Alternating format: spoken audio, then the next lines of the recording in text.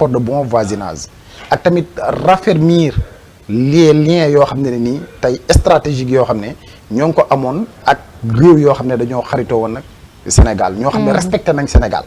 jox nañ leen cër bi jox nañ leen dayo bi donc xam nañ ne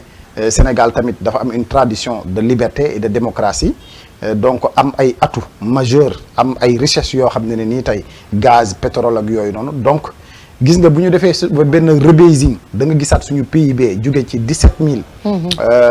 milliards 17 000 milliards de dollars donc atteindre benn niveau ba dem ba 25 milliards de dollars donc danañ xamaat dayoo Sénégal ak richesse yu mu am donc le président Ousmane Sonko nag dem na fa def benn visite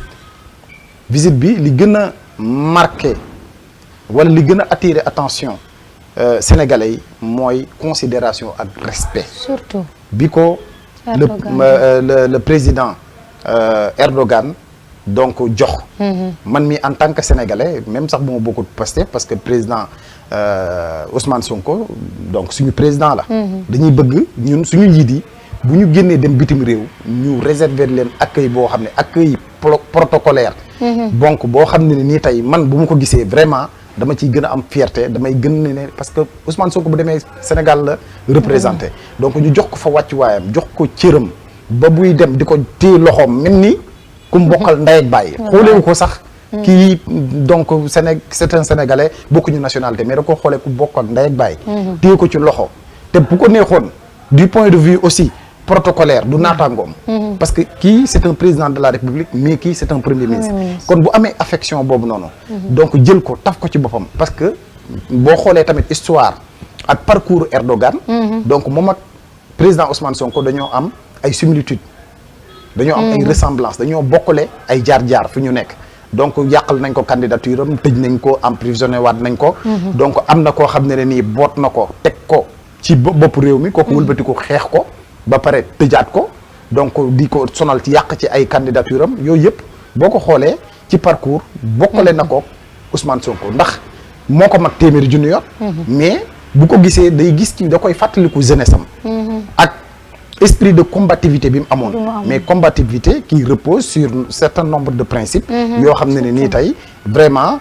mooy def l'exemplarité d'un leader bi Ousmane Sonko am donc mu bokkale ko le président Erdogan donc loolu mu am solo ci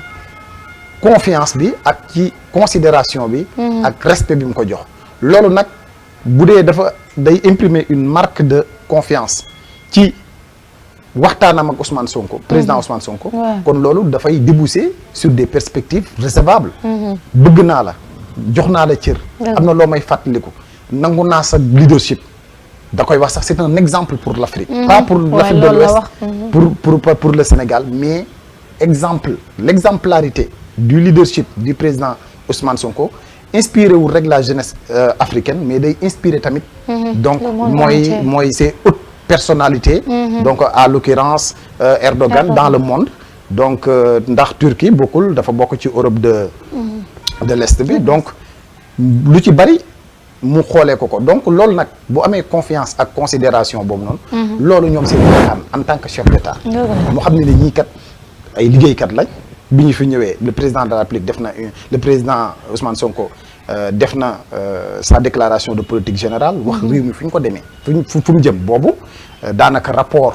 Cour des comptes yi génnutoon ndax rapport yi bu Cour des comptes génnoon yaakaar naa ne déclaration de politique générale yu ci bari donc day waxaale le plan de redressement bi mu waxoon li mu wax mais rapport Cour des comptes yi donc boobu achevé gul donc mënuñ ci woon a xam ndëgg sërëx ak Sénégal sous-sol bi ñu nekkoon donc du ko mën a xam donc loolu bi ñu demee ba ci kanam donc et plan de redressement am na ci bari ñoo xam ne vraiment ñoo ngi ko doon critiquer mais ne ci parlement bi la ko war a defee quelque chose comme ça donc vraiment ça importe peu ndax parlement bi tamit peuple bi moo leen fa teg te tous les caméras étaient braquées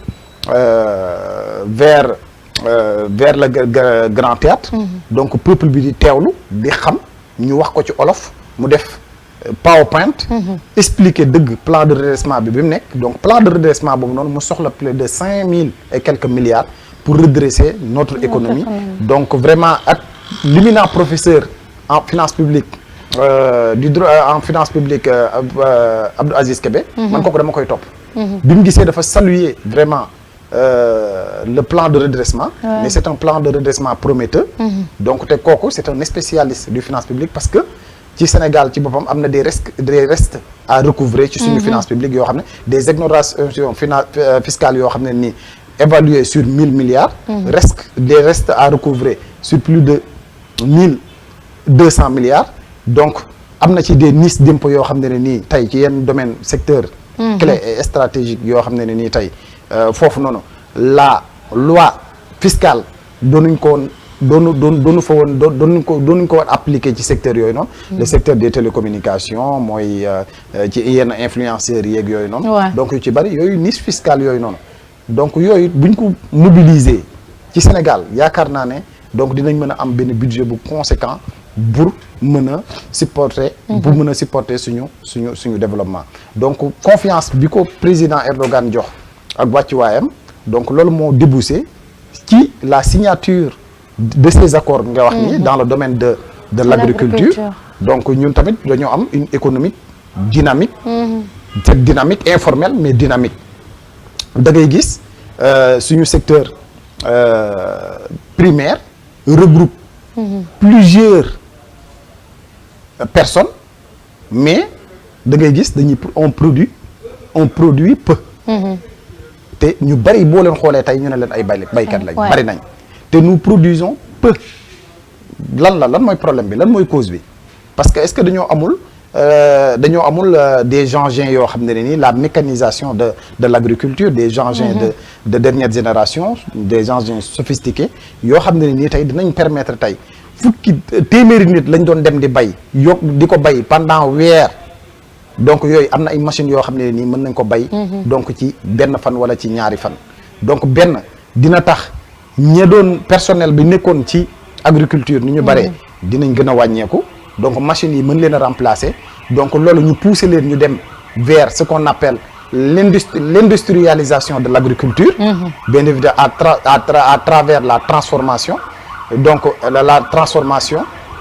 et la conservation donc de ces produits les matières premières donc loolu tamit mu dem ba ci secteur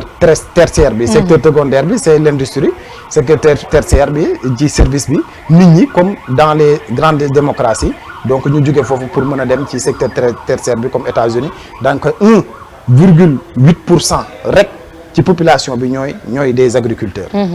te pourtant États-Unis bokk na le premier producteur donc en matière de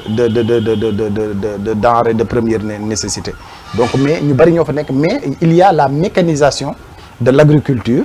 donc am des usines yoo xam ne nii moom laa lay wax l'industrialisation de l'agriculture donc li ñuy bay ci matière première bi ñu bañ ko jël rek di ko exporter mais loolu dañ koy transformer de telle sorte que dinañ am des produits finis ces produits finis là ñu def ko de telle sorte que ñu emballé ko loolu mooy permettre donc les services ñu mën a dox dëgg ci en termes de flux financiers donc en termes banques yi tamit mën a accompagner ces acteurs là donc par pare di ci am ay intérêt donc loolu dina am ay jeexintal yu bari ci signature accord yooyu clé parce que ñun le nouveau régime dafa inscrire son mandat sous le sceau du jub-jubal jubbanti du jub-jubal jubbanti dédoublé donc d'une souveraineté totale sur tous les domaines bu ñu nee souveraineté totale nag bi ci njëkk a jël mooy la souveraineté alimentaire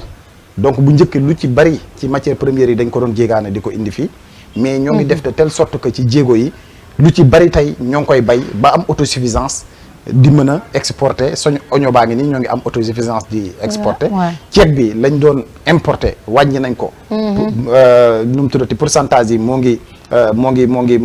liñ doon egg moo ngi wàcc ñun tamit li ñuy produire ci année bi egguñ autosuffisance amuñu autosuffisance mais moo ngi pourcentage bee ngi yokk donc dina yokk nag ba atteindre 100% buy atteindre 100% surplus yi dinañ mën a am stock de sécurité parce que réew boo gis ci blé bi ci lépp dañuy am stock de sécurité ay pandémie amee ay Covid-19 ak yooyu noonu donc bu ñu mën a génn di liggéey donc dans ce cas stock de sécurité boobu noonu mooy mën a assurer tamit donc mooy mën a maintenir les prix mu bañ a am flambée wala mu bañ a am inflation ci accord boobu noonu. dégg naa fa accord tamit bu ñuy signé parce que le ministère des forces et des armées dem na fa. donc ci accord de la défense ñu partager des renseignements militaires donc ñu accompagner leen ci lu bari ci formation parce que bokk na ci armée yu gën a sophistiqué. am tamit ay engins yoo xam ne nii de dernière génération d'armes de pointe. donc Sénégal fii Touba fii dañ fi installé à travers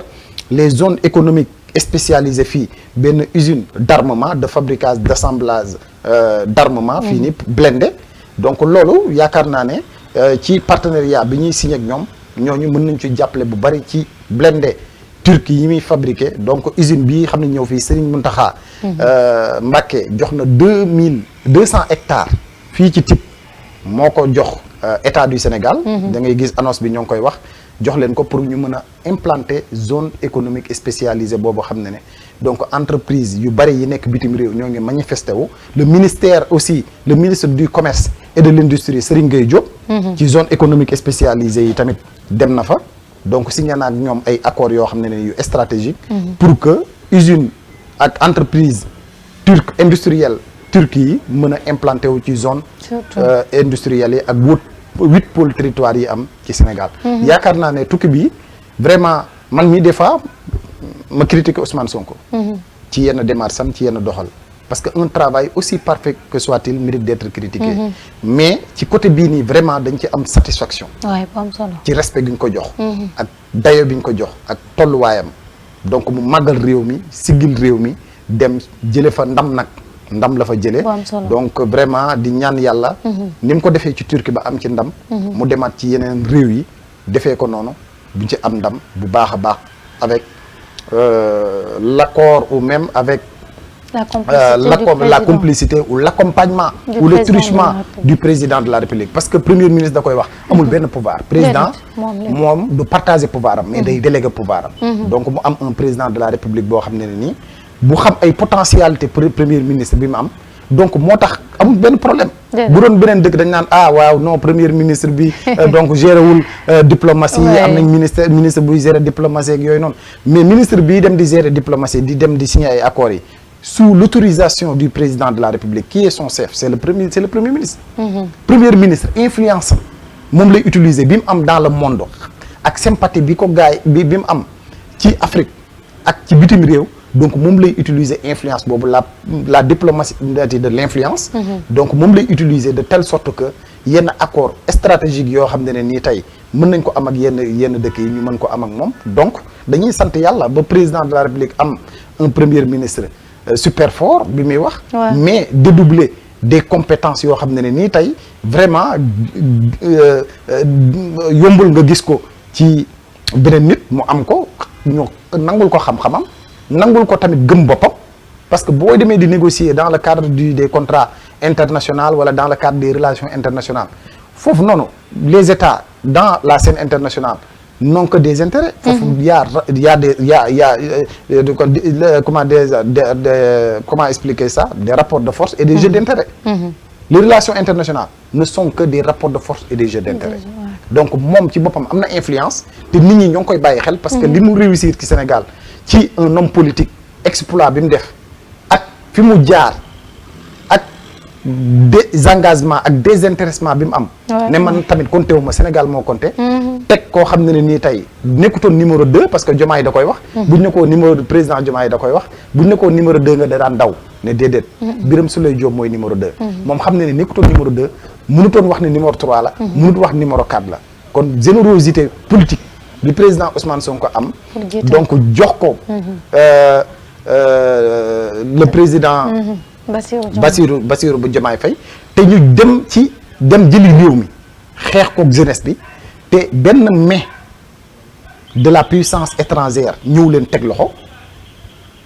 kenn jàppalewu leen moo tax buy négocier dans les relations internationales wala dans le cadre même donc de partenariat avec un autre État dafay day am day conscience am day tranquille day xam ne amul benn influence boo xam ne nii pays bi mën na koo def wala ne ko fii ngay jaar wala den parce que donc ay souverainistes lañ d'accord Khadim